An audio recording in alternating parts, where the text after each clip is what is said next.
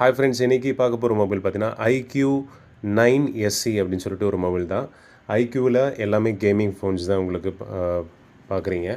So இது எல்லாமே பார்த்தீங்கன்னா உங்களுக்கு 888 ப்ராசரோடு வந்துடும். ஓகேங்களா? ஸோ பர்ஃபார்மன்ஸ் வைஸ் பார்க்கும்போது இருக்கிறதுலே பெஸ்ட்டாக பர்ஃபார்மன்ஸ் இருக்கும்.